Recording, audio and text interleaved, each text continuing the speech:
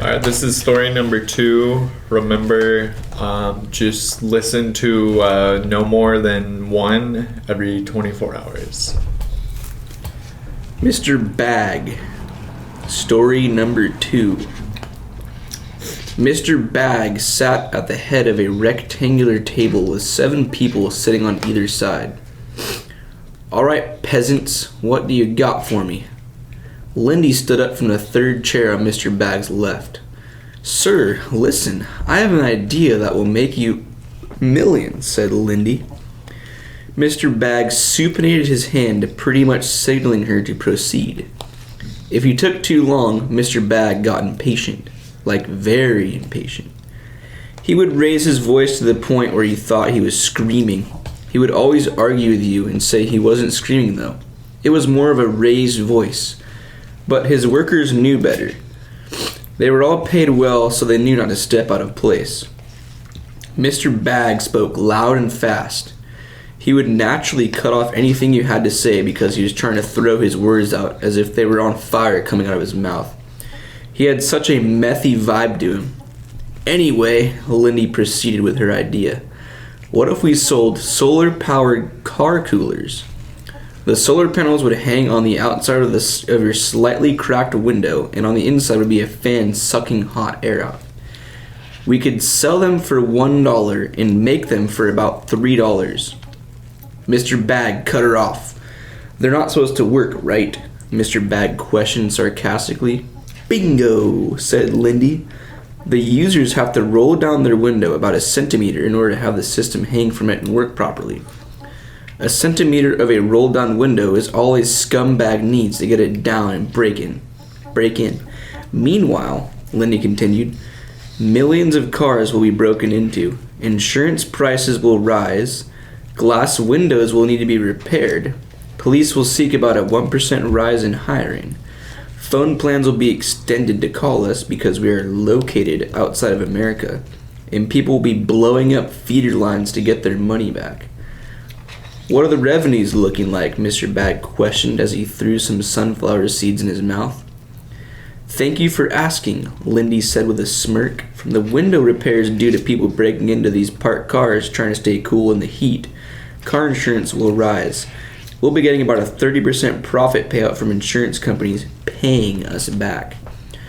From any phone call reaching out to our feeder lines." A feeder line, in this case, is whenever a customer calls this business number to get their money back after they find out the product doesn't work. Their number is given to telemarketers, which then gives us a percentage for letting them use our network. However, the calls that are placed rack up out-of-country fees per minute. And trust me, Verizon and AT&T send us a share of profit. And believe me, anyone who is stupid enough to buy this product in the first place would probably fall into the trap of the telemarketer. They call you a few days later once you have already called the feeder line and hit you with other products and services that might interest you. Of course, only after they've run through your Amazon and Google browsing history. Let also not forget that 61% of stocking stuffers have some type of cheap car gadget in them. This product Lindy is talking about drops in late November, just in time for the holidays. Back to the story. The profits from the feeder lines will accumulate about 75% profit, Lindy stated sternly. We've already talked to politicians and they're promising $4 million a year from police hiring rates going up. Grand total from a product that cost us $3 to make, we are getting about $40 for each one sold, minus the $2 differential. We take home $38 per item sold because we'll only sell them for $1 in order to make it a more attractive price and have them sold in Dollar Trees everywhere. Lindy was pretty much laughing as she said this, her eyes slightly rolling back into her head, her tongue flickering outwards like a cobra as her coworkers listened.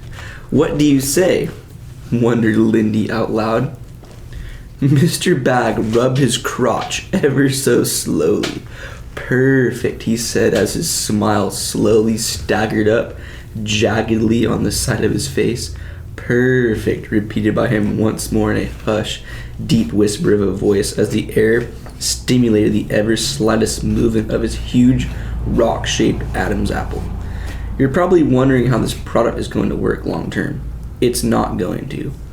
Before Dollar Tree removes it from its stores, this whole operation will have already been over. Lindy is expecting about a $50 million payout from this inexpensive 2-month project. How many products do you think will get done per year? Well, Lindy's takes about 2 months, and hers is on the longer side of operations. I'll give you a hint. It's over 10. Mr. Bag stood straight, and on any day of the week would have meetings with anywhere from 8 to 15 people working for him.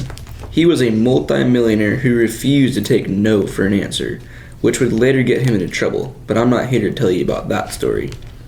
He had a very dense black mustache that he refused to shave, coffee breath that did not go away, and a 5 o'clock shadow that started being noticeable around 1.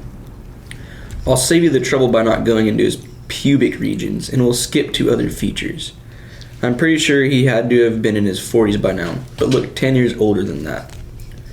Right after Mr. Bag gave Lindy the thumbs up for her product being made, the conference room dispersed.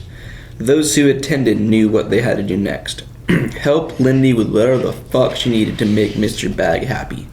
Some were in charge of processing plants that would make the product. Others were in charge of advertising and marketing.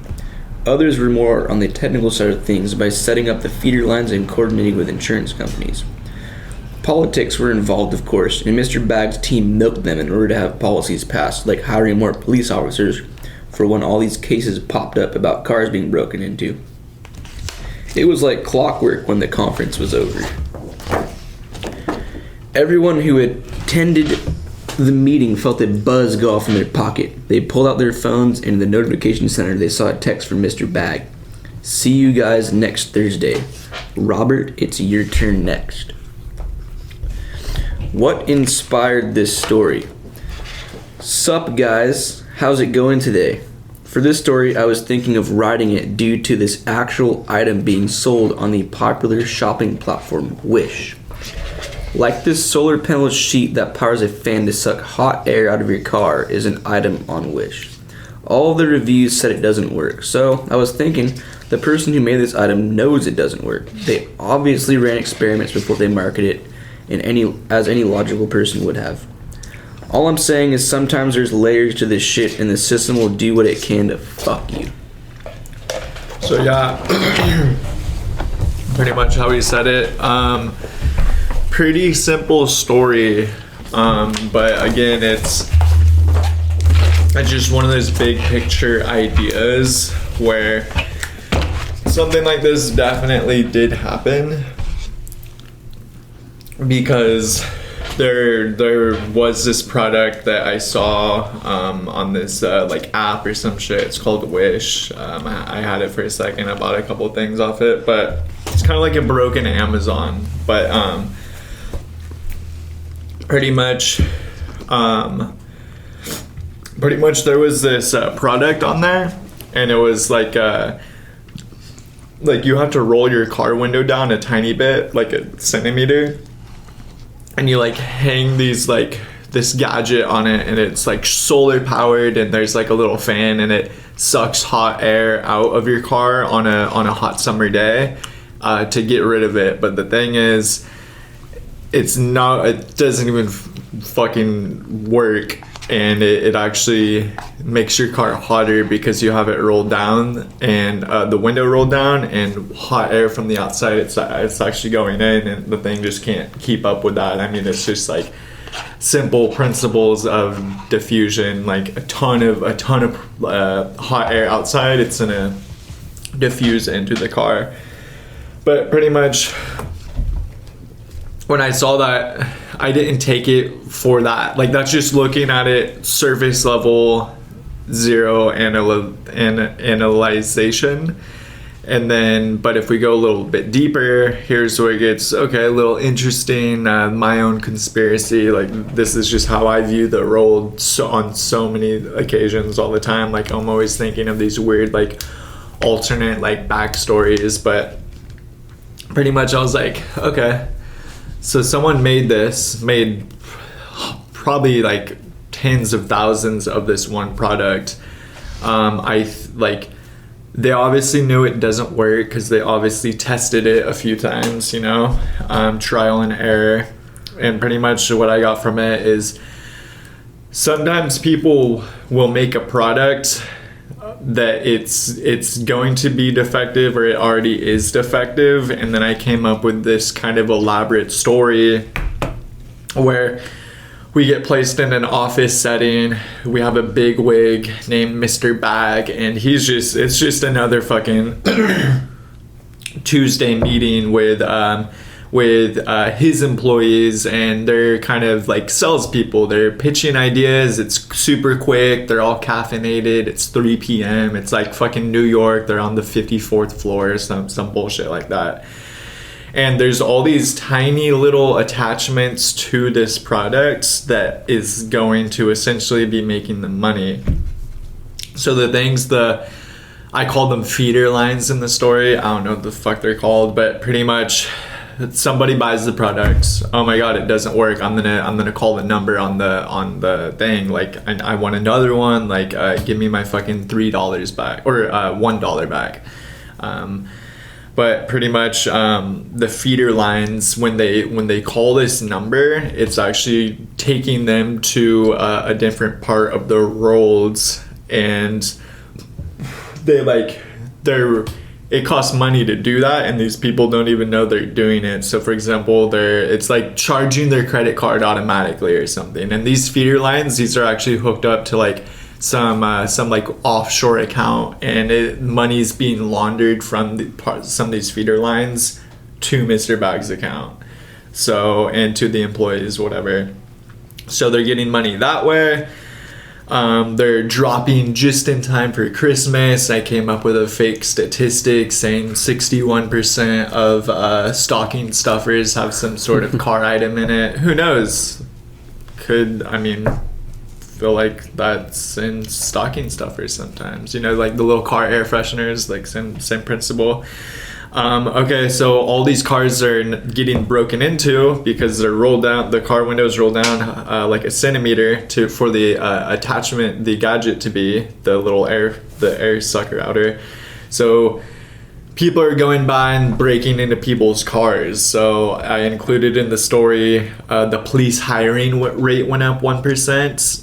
And the people in charge of that, like, somehow, and I don't even know, like, I just make these stories and I'm just like, okay, this is happening. But the police hiring rate going up is connected to Mr. Bag, and somehow he's getting money from it. I don't know. Somehow he is. It's my story. That's what's happening. Insurance, self-explanatory. There's like insurance rates going up. Mr. Bag's tapped in all the big corporate like Mr. Bag's not a small time thing. Like, this is like, he's in cahoots with a lot of fucking people. So insurance rates are going up because these cars are getting broken into. Mr. Bag and his crew, they're getting a piece of that action. Window repairs. Oh my god, my window got shattered. I need a new window. Okay, now I have to buy a new fucking car window. Again, Mr. Bag's in cahoots with all these little things. He's like, hey, like, I'm gonna be giving you guys customers because all of their windows are getting broken into and cracked.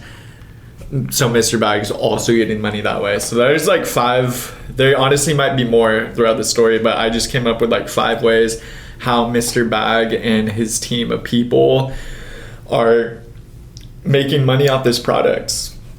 And even in the story, I said they're making about $38 per every one product sold. And notice I said they're selling it for $1. They make it for $3. Oh, laser, they're negative $2. No, because they're making about $38 grand profit total from all the feeder lines, the police hiring rate, the insurance rate, all that shit. So the big idea is so many things are connected, and especially with things like this, like fraud, but just everything on this planet and the world and just Earth, there's so many connections. And yeah, this is just one of those stories. I saw this one product years ago, probably 2018, and I was like, dude, I'm gonna write a story because this product's on there and they know it doesn't work. It's all hundreds of people reviewed it, 1 star, 0 stars, whatever. But yeah, that's kind of why I wanted to write this story. And notice in the end, it's like they're like Cindy, I think her name is, she like gives her sales pitch. You know, that's her fucking job. Like they're making big fucking bucks. She gives her sales pitch, and then the meeting's over, and then he's like texting someone, and he's like, okay, like Robert, like you're going next week. So like the door keeps on rotating, and there's just a ton of different things happening. And let's say, I mean, and even in the story, they're like, yeah, like this product, it's gonna go for like a month and a half, then it's done. No one's ever gonna talk about it again. The people, yeah, no, it's completely done. And they're probably gonna make tens of millions off of it. And then Mr. Bag already, Robert, what do you have next week? What do you have next week? Like, give me something, and Mr. Bag will make it happen. He's pretty much like not a trillionaire, but hundreds of billions of dollars. Story number 2. Peace. Peace. Dude, that shit probably happens all the fucking. There's so many dumbass products out there that no one like. There's